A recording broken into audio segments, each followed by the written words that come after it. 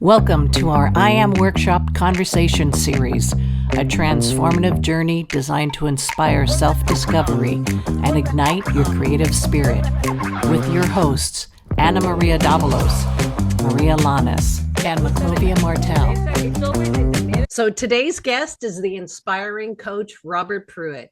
He's a transformational guide, holistic practitioner, and director of spiritual life coaching and Innervisions. With a master's in metaphysics and a passion for service, he created healing programs for gifted youth, veterans, and adults navigating healing. He believes every encounter is purposeful, and today we're grateful for his presence. Welcome, Coach Robert Pruitt. Thank you for being here. Thank you for the invitation. This show is about transformational experiences that have changed our lives. Can you tell us about an experience or experiences that have changed your life into who you are today? Yeah, it's an interesting question because I think there isn't one. I think there are several that have played a role in an unfolding. A quintessential one would have been age 17 when I was diagnosed with colorectal cancer. And these are the ones that are popping up. I'm happy to go into one, but if I'm thinking about what led up to almost 6 trips around the sun, that would have been a quintessential one. At age 29, when my father transitioned from cancer, my father was a minister, and I said one of the shortest yet most powerful sermons he ever delivered was to me. And it's when he said, "Let go of your anger and be God's man." So that played a role Powerful. because it gave a direction, but it didn't answer the how. Okay. And that can be a little daunting because for me, the definition of transformation is a shift, change, or adjustment in character and or structure. And so often, transformation is used interchangeably with change, and they're not synonymous. Transformation has change embedded, but I can change but never transform. Right? So I'm in my chair. That's a good point. All right, I've just changed my orientation. Yeah. Right? Yeah. But if before I turn into a butterfly, that's a transformation because I am no longer in the same state, right? Same character that I possessed. If I take a plastic bottle, and turn it upside down, I've changed its orientation. But if I cut it up and it becomes a placemat, I've transformed it because I've altered its structure. So these are things that have altered the structure. And for me, the transformation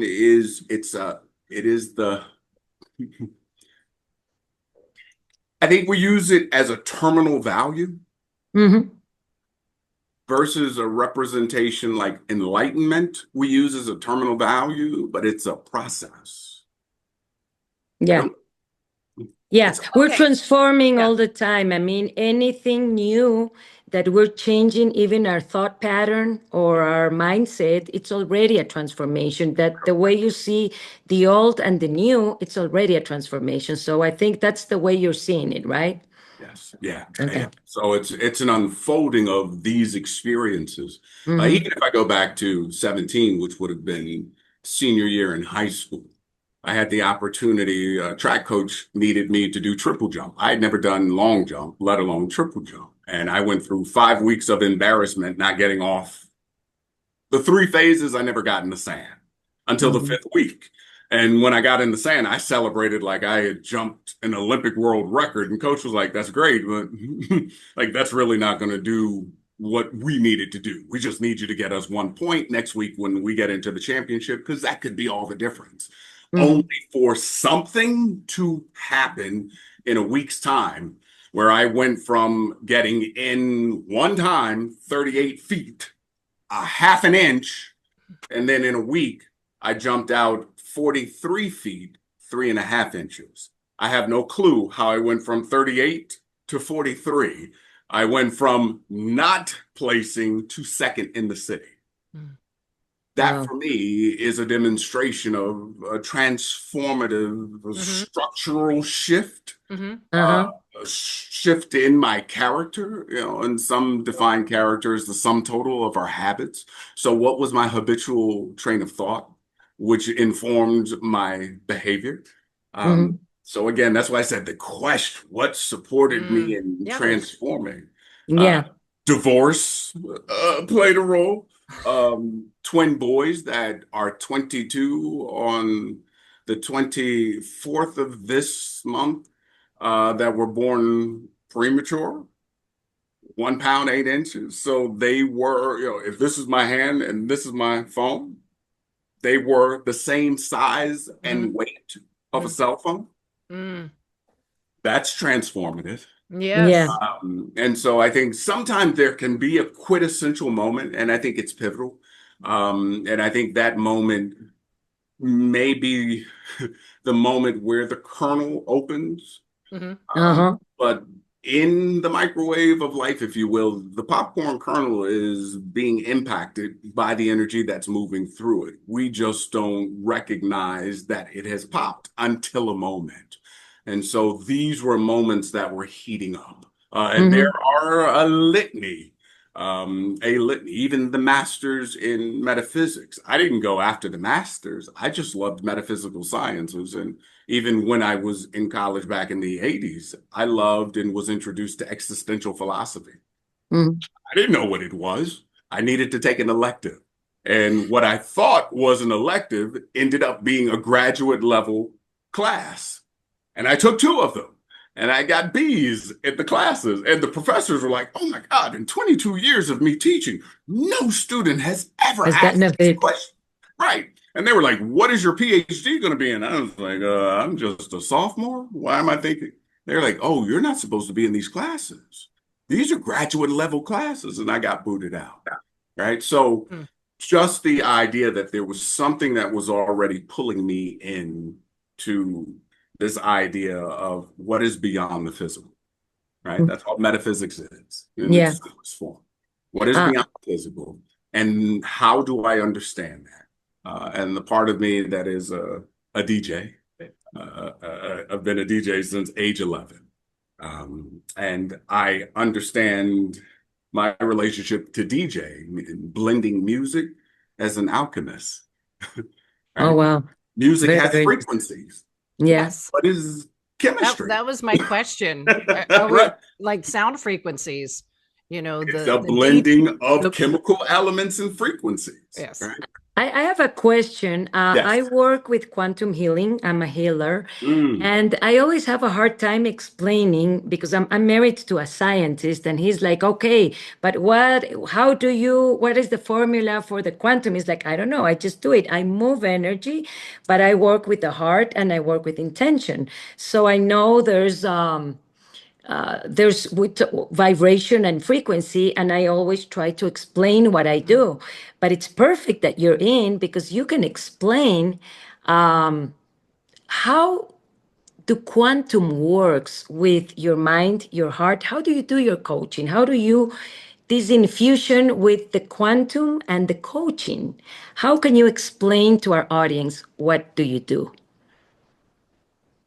See, here's the interesting thing, Anna.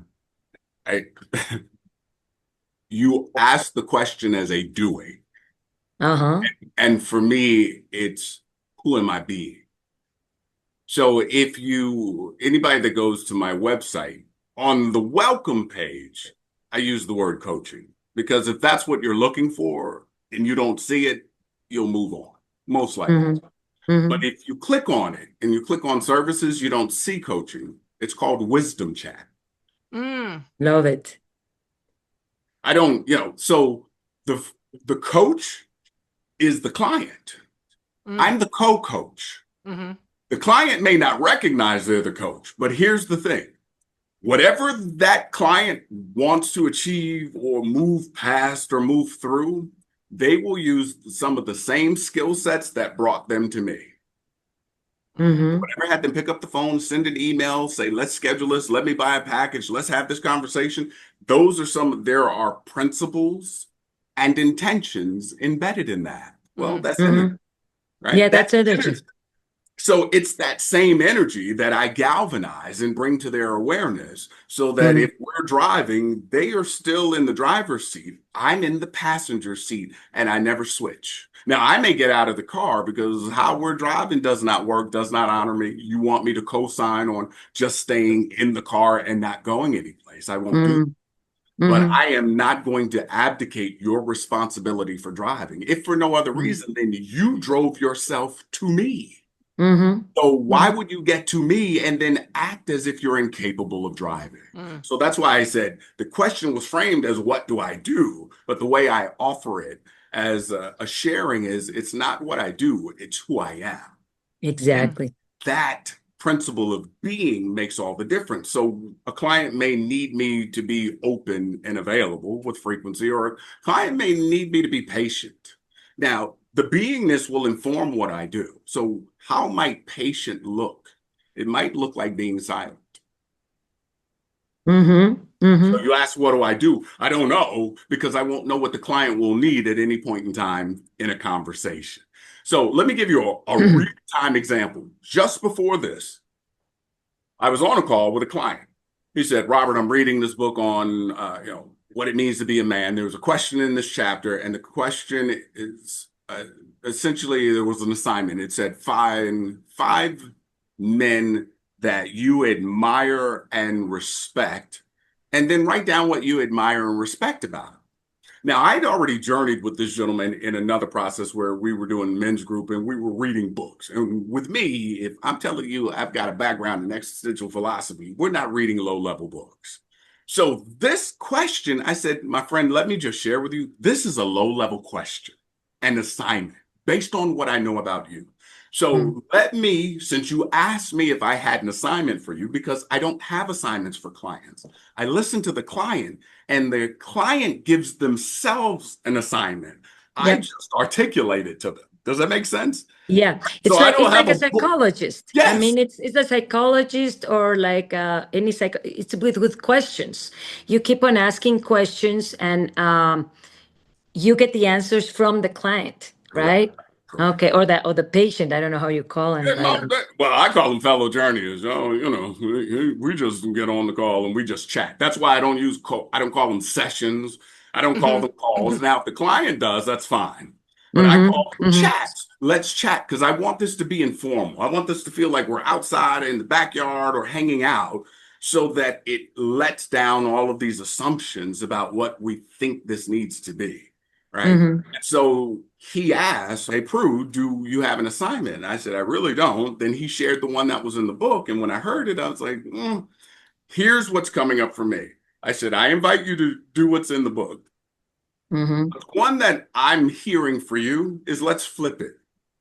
Why don't you write down the names of 5 men who have acknowledged their admiration and respect for you?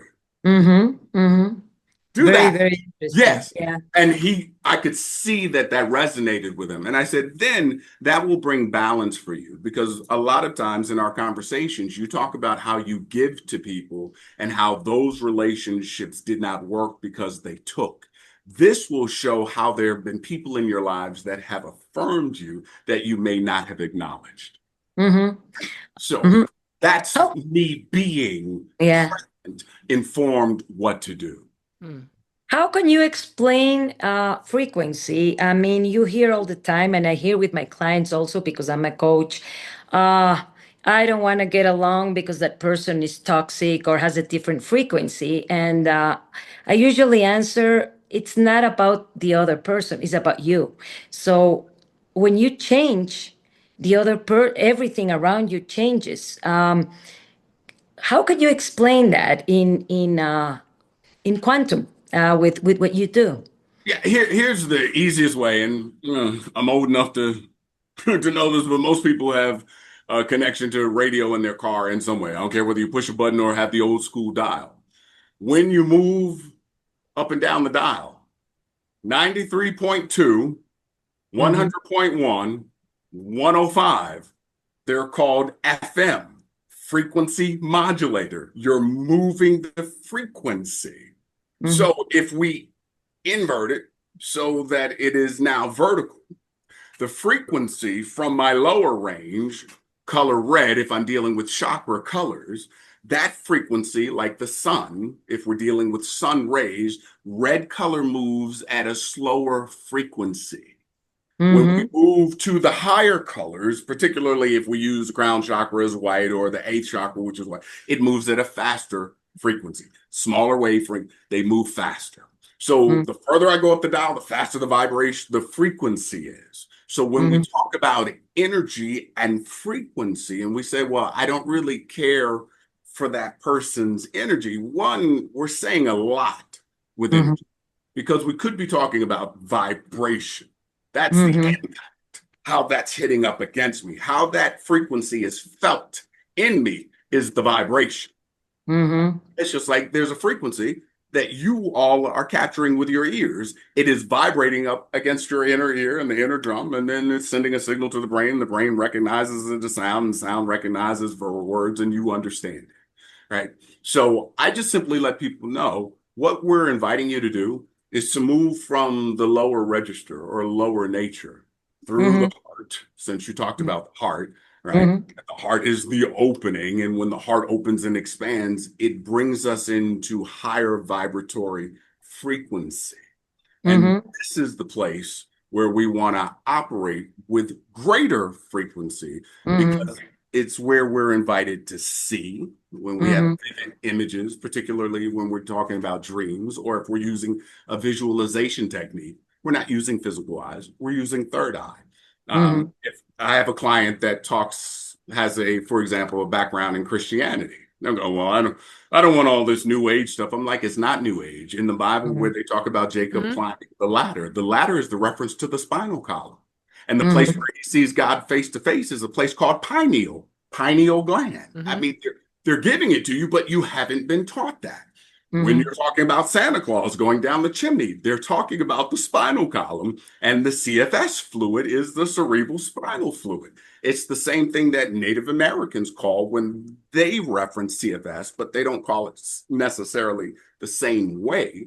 They call it creator sets free. And it's because that energy moves down and comes back up. And in 3 days' time, there's an illumination of the energy in the body. So frequency, let's move the dial. If I'm operating out of worry, if I'm operating out of feeling stuck, if I'm operating out of anxiety, root chakra may be closed, or that sacral chakra, the second level, I may need to address the energy that's stuck because emotions really stands for energy in motion. So if it's not fluid, let's address that, because whatever is happening in the client's external world is a mirror reflection of what's happening inside. Yeah. You look at right. If you look at the Star of David, it is a universal symbol or spiritual law: as above, so below, as within, so without. Right? Like it's letting us know what some of these spiritual laws are that can govern the body. So if I'm feeling stuck, I might ask the question, where in your body are you feeling stuck? And then invite activities that allow for the movement of that energy so that the frequency begins to amplify itself. Amplify because I'm matching it, right? And it starts here. Another question. Sorry, McLovey, I'm like asking questions because I'm like until next. Lolly comes in, because I'm a coach also. I talk about love and fear, right? Yes. And here the shamans, especially in South America, they talk about two energies, love and fear. And fear is a low frequency, and fear can become anxiety. Anxiety can become panic attacks. How can you can interpret or give feedback that somebody that has a lot of anxiety, how can you deal with that person to get out of the fear mode and go into the love mode? And how can you explain to that person or help that person to get out of the fear mode? Got it. Well, here's a distinction I make, and I thank you for the question. I make a distinction between help and support. Help for me means to do for, support means to do with. So one of the things that I'll do is support them by celebrating the fact that they recognize they're experiencing anxiety. Number two, I'll extend an invitation to see the anxiety in a different way. So rather than simply getting caught up in, I'm feeling anxious, which, by the way, most times people don't say I'm feeling or experiencing anxiety. They say I am. So one of the big distinctions is it's not who you are, it is an experience you're having, right? Huge distinction, because if you're defining yourself by it, everything in you is going to hold to that because you're defining it as a truth, as a belief. The minute they surrender that as an identity and they live for an experience, now there's an openness. The minute there's an openness, they've already shifted into love. There's nothing I need to do. Now, do you mean like surrender and release it? Is that could well, through there isn't anything to surrender or release. It is the acceptance of another way of seeing, right? Or the acceptance of another way of relating to what they're calling anxiety. And for some, before we even get to how they define it, it has more to do with how they're holding it. Oh, I'm anxious. Well, may I offer something to you? Yes. Is it that you are anxious or that you are feeling or experiencing anxiety? And more often than not, when they let go of I am, there's automatic shift. And then that informs where we go. We have to change the title of our show. Yeah, that's the transformation. And there's a lot right now going on with everything that's happening in the world. I mean, so much anxiety, so much, and pills. I mean, I was with anxiety pills for a long time. Or self-medicating, a lot of self-medication. Some people that's how can you help people that are with depression pills or anxiety pills to get off and start they start with the mindset, feeling? How can you coach them in that?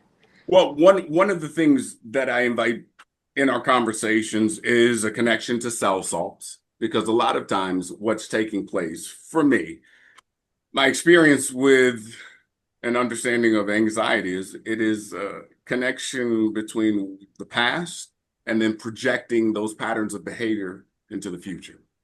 Right? And a lot of that, and I love that you started on with the mind, has to do with what's happening in the mind. Well, if there is a cell salt deficiency, then we can lack mental clarity. If there is a vitamin deficiency, vitamin B, vitamin 9, vitamin 6, then we can find it difficult to focus. We can find it difficult, quite frankly, to discern what's true, what's not true.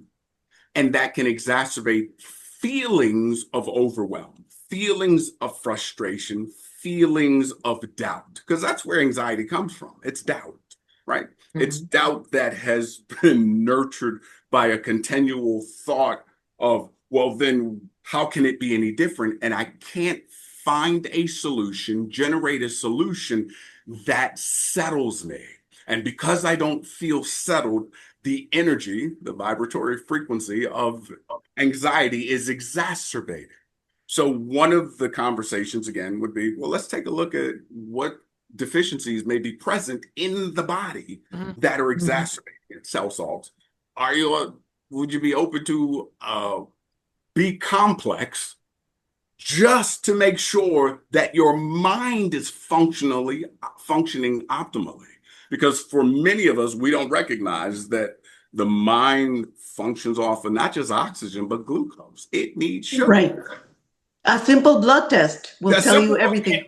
Exactly. So, there are some things that are in play that have nothing to do with what the person thinks they're worrying about or upset about. That's one thing that may come up in the conversation. The other thing that may come up in the conversation, Anna, may be as simple as, and it has nothing to do with the drugs. Okay. Anxious about what? And then they may share, well, I'm anxious that if I don't get this promotion that, my family will fall apart. And okay, got it. And if your family falls apart, then what? And we just walk down that path. The very thing that they may be unwilling or hesitant to walk down by themselves, we walk it together. Let's just go there. But there's a lot of people that they Yeah. just don't know. I mean, when I had anxiety, this was when I was going to the States. That was what, 10 years ago. I needed to go. I changed from country and I went alone at 50 to live in United States. And I knew, and for like 2 years, I didn't know where my anxiety was coming from. And I remember they would ask me, where is your anxiety? Why are you anxious? And I just didn't know. So it was just there. I mean, it was maybe something that I was being used to, or it was a thought pattern. And, you go to a psychologist or a psychiatrist, they just give you directly the pills and they don't ask you these questions you can ask, right? Well, here's the thing. I'd never asked the question, where does it come from? Listen to my question. Okay. Mhm. You feel anxious because I'm in a new country and I don't know what would happen. Okay. And if you don't know what happens being in a new country, what do you think would happen? I don't know. Okay. If you did know, what might you say? Mm.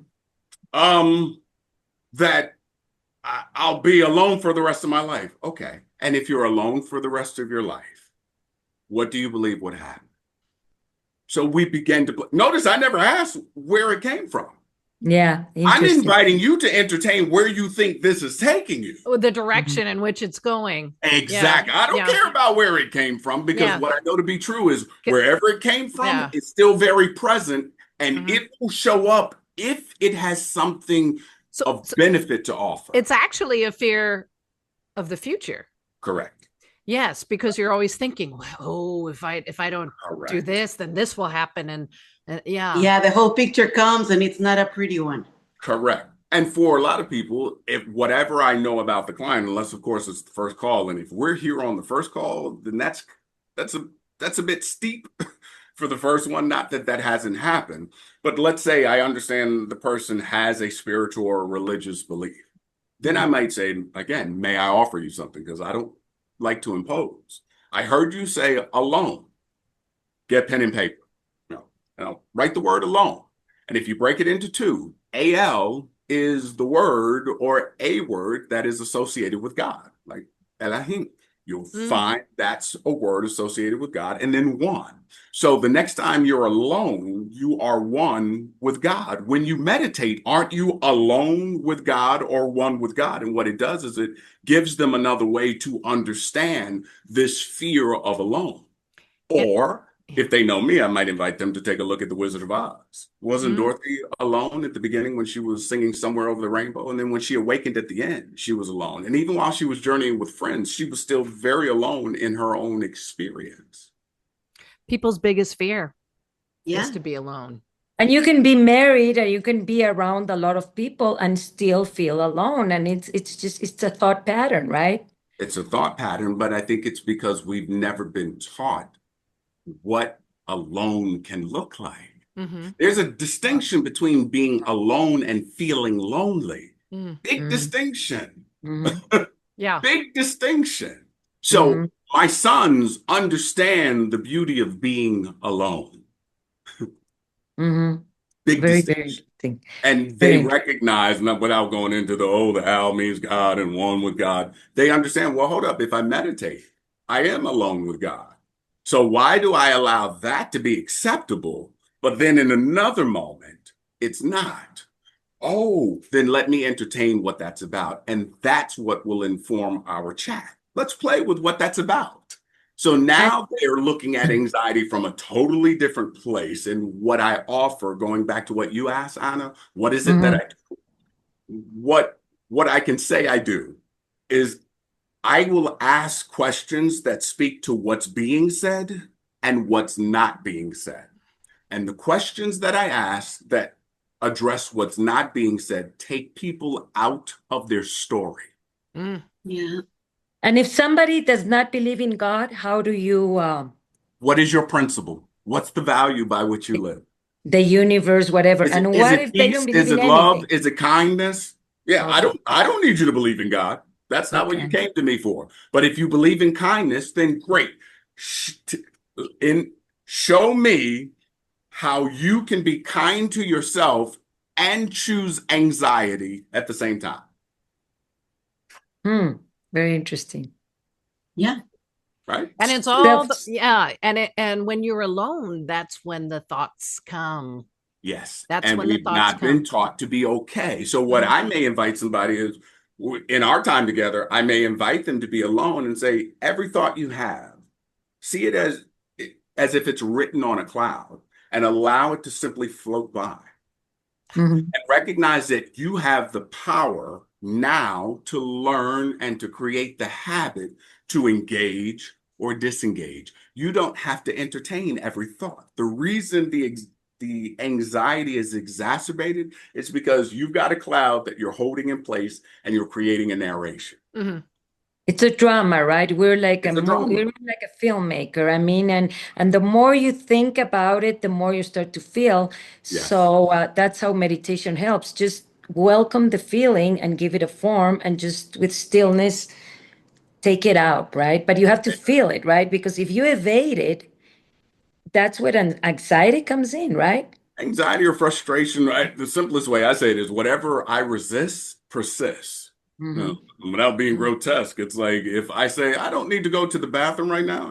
My wife and I were driving back, and she started laughing. I said, "Baby, I need the next rest stop." And she said, "Only God would have you say, let's go to the next rest stop," because I didn't realize I needed to go to the bathroom, because what she was resisting, she realized was starting to persist. And it's the same thing with emotions or feelings. And the beautiful thing about the feelings is they carry something for us. So what we bring up in conversation is, what is the feeling teaching, showing, or revealing to you? So now the person recognizes, oh, I don't have to avoid them. I can simply ask, okay, feeling, what do you need me to know? The feeling will give you what it needs to know. It's done its job, and now it's gone. So what is anxiety teaching, showing, revealing to me in this moment? And then it dissipates. So I don't have to do anything. Matter of fact, I can't do that for the person. Only they can do it, which is why I stay in the passenger side. They stay in the driver's side. So here's something that people are just talking about so much, and that is manifesting. Oh, You can manifest. You feel that you are in the end. What do you want to? You want to be rich? Feel like you're rich. Like drop the old you, become the new you. It sounds easy, but it's very difficult. Can you show them the technique that you taught us, closing your eyes and peeling the orange? We can do it right now. We can if you like. We use a grapefruit now. No. It takes less than 90 seconds. So if you'll close your eyes, it works for your viewing audience as well. And if your eyes aren't closed, then just notice that, right? That's somebody that's looking for proof or evidence, so there's no trust or faith. With your eyes closed, just breathing in through your nose, allowing your stomach to expand, and then out your mouth, in whatever way you understand that. And without trying to force anything, bring to mind an orange. However you understand an orange. And simply use your breath to allow the orange to come into your experience. Whether you see it or feel it or sense that it's there. Turn it around in your mind. Notice the color. Notice the size. And then with your next breath, I invite you to just peel a part of the orange. And notice the contrast between the inner and the outer peel, the peel and the inner part of the fruit.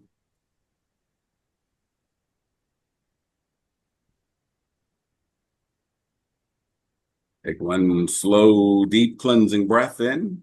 And as you exhale, open your eyes. And what, if anything, Maclovia, did you see? Well, I could smell it.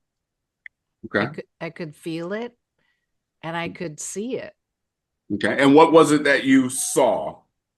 I saw my finger peeling a part of the orange and I saw the white of the orange, the inside. The yes. Okay. Huh. And Anna, what, if anything, did you see? Colors. I mean, the texture in the inside of the orange and the peel of the outside, but I didn't smell anything, but just the textures, the different And you said colors? colors. It was a bright orange, the outside, and kind of like a yellow inside. I get mixed up between the orange in the United States and the Ecuadorian orange that it's more yellow. So I just my mind started like, what kind of orange I want here? Oh, I'm in Ecuador right now. Let's do the. So my mind came. Yeah. Yeah. And even that's telling, right? Because it would allow you, there's a distinction between simply allowing it to shift. Oh, American versus Ecuadorian, or how about both? Right? That's when you know you're in a place where there is no attachment. It's both, right? Yeah, but And then that's where you got you. it's like okay, let me use, and I was like rethinking. Okay, the orange is easier, so let's do the oranger than the yellow one. So then I woke up. Yes. And here's what I would offer in the context of manifestation of any sort. When I'm attempting to control it, it's not occurring. So if I'm thinking it, which orange, or do I need to see something? It's what size is it? I need it bigger. I'm controlling it. So for me, it's the equivalent of ordering something online, from one of these online services, and then trying to control how fast it gets to me and watching the map to see where the truck is. And it tells me it's 10 stops away. And then I'm trying to source the 10 stops to be 8 stops and then 8 stops to be versus simply ordering and letting it go and then allowing the message to come into me that says it's 10 stops away. And then the message that comes to me that says it's at the door with the picture, right? I have no attachment to the process. And one of the ways I receive, I call downloads from God. That means I don't have to think it, it's knowing. It's the distinction between thinking and knowing. And I was like, okay, God, how do I explain this to myself? How would you have me know this? And how would I share it with my sons? And they were young. And I said, do you remember yesterday when you all wanted pizza? They were like, yeah, man, we came to you, we're like, after school, can we get pizza? It's Friday. I said, yes. And I said, what did you want on it? And like you all did with the fruit, you talked about it. Just like, McLovia, you said you could smell it. Mm-hmm. That's a connection. Right? That means there's a part of you that was so open and available to it that a scent came through. Now, some would argue, well, that's memory. I don't care what you want to call it. It was still present for you. And the more connected we are to the thing that we desire to source, the more real it is within, the more real it becomes without. And so I said, so gentlemen, how did the pizza get here? And they were like, well, the pizza guy brought it. I said, let's go back. How did the pizza get here? You ordered it. Okay, well, you just said the pizza guy. So, okay, we went back. So I ordered. So ordering preceded the pizza guy coming. Okay, let's go back. How did the pizza get here? Well, we asked. Okay, so we started with the pizza guy. Then we went back and I ordered it. And then we went back and y'all asked, okay, how did the pizza get here? And then they got stumped. Oh, we thought about it. Okay, got it. How did the pizza get here? Now they were like, okay, Pops, this is way too much. Like, dude, we just want to watch cartoons. I said, well, you asked me the question about manifestation. Somewhere in there, one of you, at least one of you, because they twins, so they could have had it at the same time, didn't know.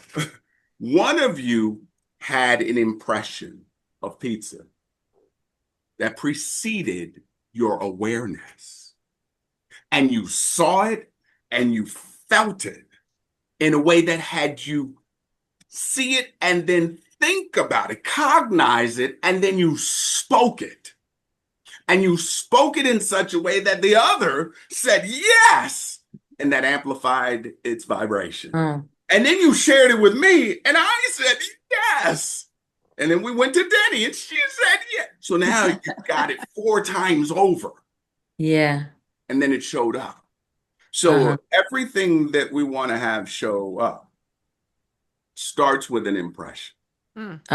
Interesting thing is food is a great one. Food is a very good one. It's a great one, right?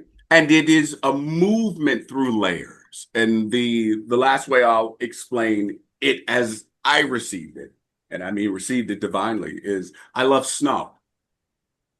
Snow starts in the ethers, then moves through air, then moves through a liquid state, frozen state, and then hits the ground.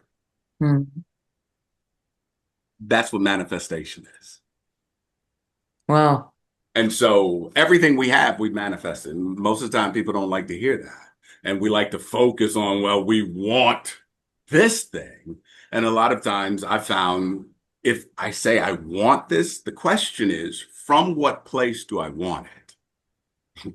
Is it because I'm comparing it to something I believe I don't have? So then that's lack. That's fear. So I can't manifest it.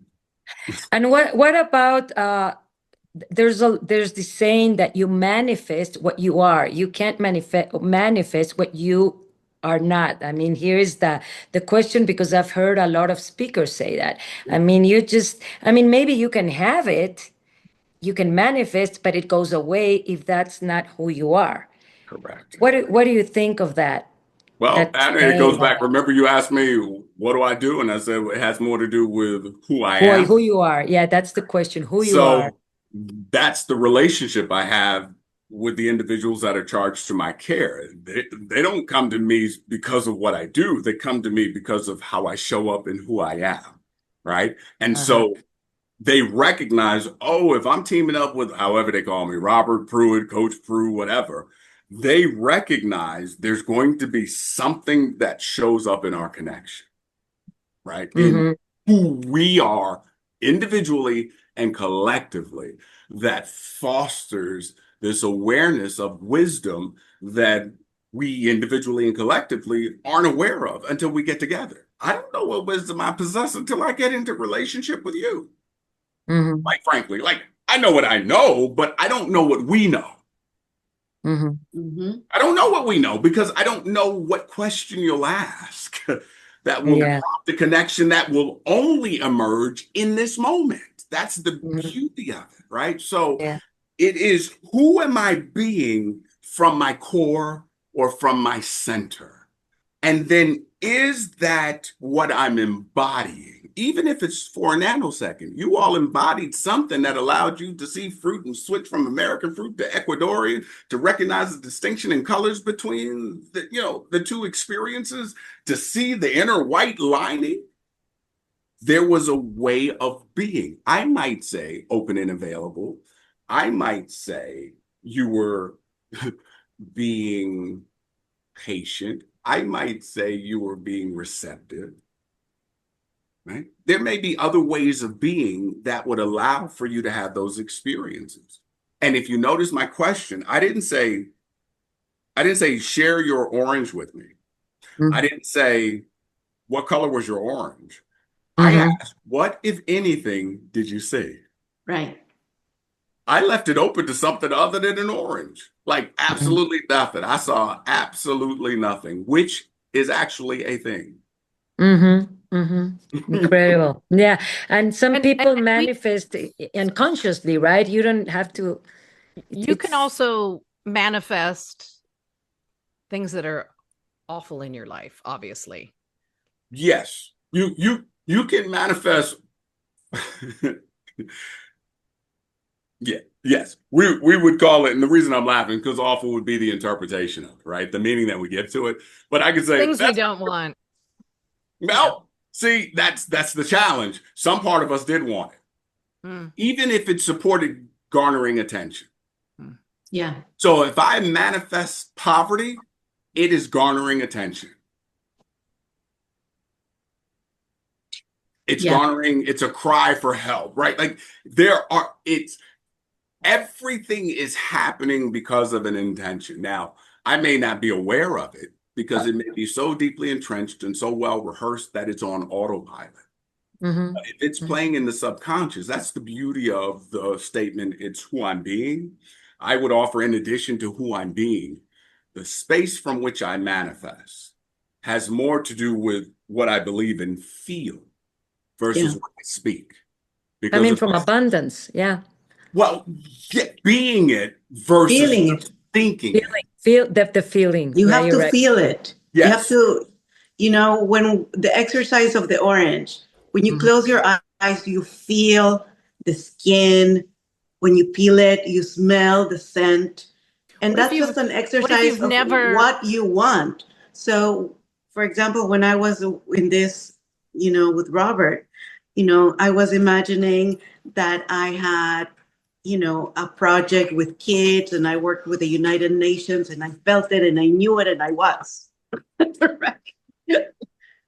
And it But what if happened. there's someone who's never experienced, a poor person that's never experienced wealth or sitting Well, in it a depends. What is wealth? What is well, success? they I mean, want to be success. rich. They've never experienced it. Well, but see, here's the thing. What is rich? If they can say they want rich, then they have an experience of what that means for them. Oh, Yeah, okay. I know a lot of poor people That's a that they good think they're point. rich because they have everything and they don't need the material things and they're just, I mean, what is the purpose? I mean, you want to be happy, but this is the other question I always ask people, what is success? Give me your definition of success. Right. It's different from everybody. Success Right. doesn't necessarily have to be money and doesn't material things, right? A poor person, I think, can be very successful and is extremely happy with having not material things, right? And according, if we go back to your question about pills, somebody's level of success could be weaning themselves off pills that they were taking for depression or anxiety. Right? Like, I would love to live a life free of these pills. Great, let's go for it and set the intention for that. And let's work in relationship with your primary care physician. But let's make sure your primary care physician is on this energetic wavelength. Because if we are on, channel 101 and they're on 93.2, it's not going to work. It's not going to work. Because they're going to be dialing you back to take the meds. And you're trying to dial them back to, let's play with a life that looks like, what does this life look like, feel like off of it? I'm telling you, I'm seeing it. And then they're going to go, okay, you playing with Pruitt. And Pruitt's going to have your body off whack. And then there'll be a day where your body feels off whack. Yes, because it's called a reset. Your body is resetting. So yes, you'll sweat, you'll feel off, but that's a weaning process. And it doesn't mean that you're ever off of it, but you can be. What is the pill designed to do? And did you ever deal with what the pill was addressing? No, you're masking the anxiety hasn't gone anywhere because the inner audio tape is still playing. What it's done is it's masked how it's expressed. So if you can tamper it down so that it is more palatable for you to journey through what the past is showing you, then great. But if you're not addressing what the connection is to the past that's being projected onto the future, Dorothy, then this ain't working. Which is why, isn't it interesting, in The Wizard of Oz, one of the things the witch threw at her was opioids. That's what's in poppy. Oh, yeah. Isn't that interesting? Yeah.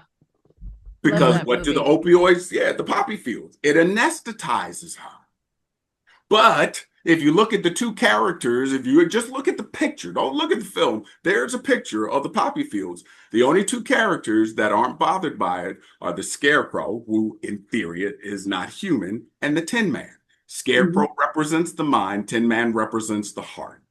Interesting. Yeah. Remember I said staying from the heart above elevates our frequency. That's beautiful. The addictions, I think as humans, we all are addicted even to work, to drugs. And it's, I don't know, I mean, I found in a lot of my clients, it's people that are very sensitive have this tendency more to go into drugs and alcohol. And I don't know if you've seen that. Oh, I have. What I would say is the tendency, particularly for those that have a spiritual acumen or a belief in a higher power, whether they call it Allah, spirit, light, love, divine mind, God, Buddha, is we are getting drunk off of the earthly stuff versus the connection and relationship to the higher power. Meaning I'm thirsting for this, whatever this is. And sometimes it'll come back on to the definition of success. So if I have more clothes, or if I have more position, or if I have greater affiliation, if I have the ability to travel at will, whatever that is, if I have everything now that I did not have growing up, if I have more women or men around me, if I have more children, if I have more philanthropic opportunities, whatever that is, we can get drunk off of that. So then it begs the question, and it's one of the questions, that Lolly would have had experience with through Innervisions. Where was God in the process? Like I have gone through a monumental, I call it a monumental moment where I had to ask, okay, like I know where you were, God. I just simply did not choose you. So that's an addiction. Yeah. Because I was addicted to the pity party and the victimization and coached myself to that. So let me be real clear. This coaching thing, everybody coaches themselves to everything they have. And that's why in the beginning, when you asked, what were the transformative moments? Well, they were also the moments where I was in a metaphorical fetal position, thumb in my mouth. Yeah. I don't know what to do. I've never been here. Yeah, And forgetting the power of saying, okay, God, support me. And okay, outer world, y'all hush, because I'm telling the inner voice to hush too, not the God voice, the inner critic. Y'all hush so I can hear. I'm in a space now where I go, got it.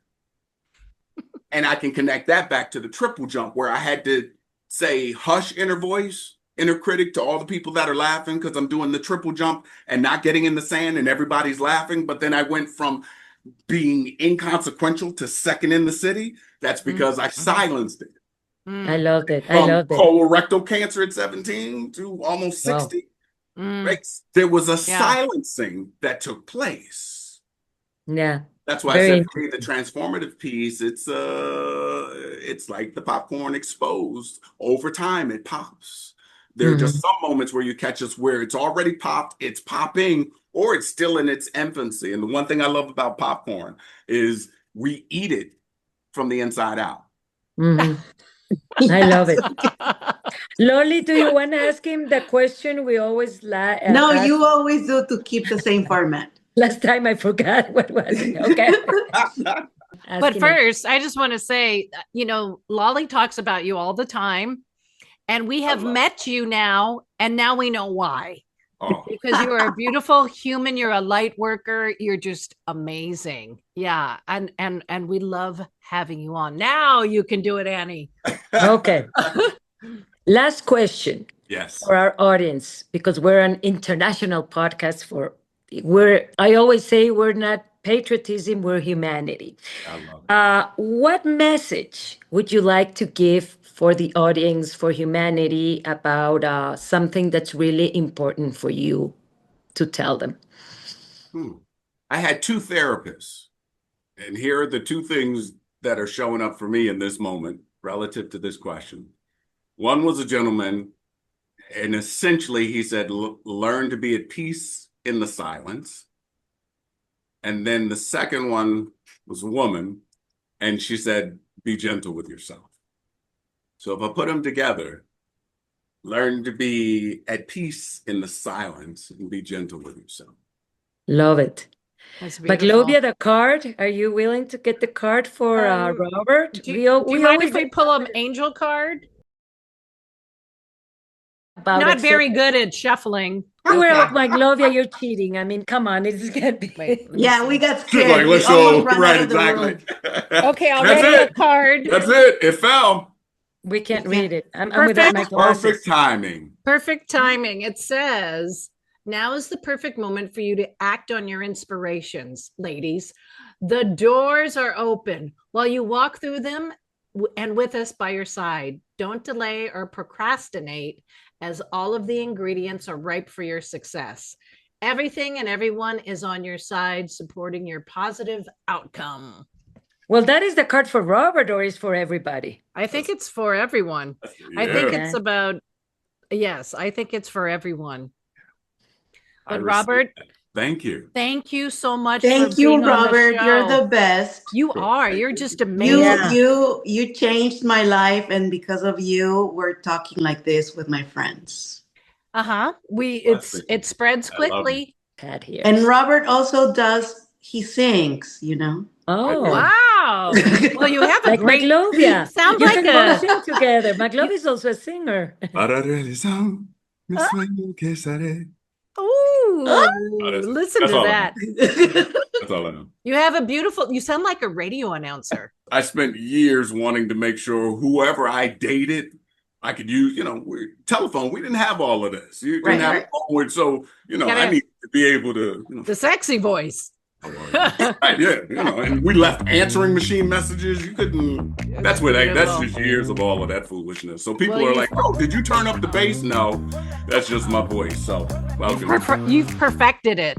I have. Beautifully. I have indeed. Thank you. Thank you so much, Robert. Thank you, Robert. You're awesome. We love you. Thank you, Lala. Bye bye, Robert. Thank you. Blessing.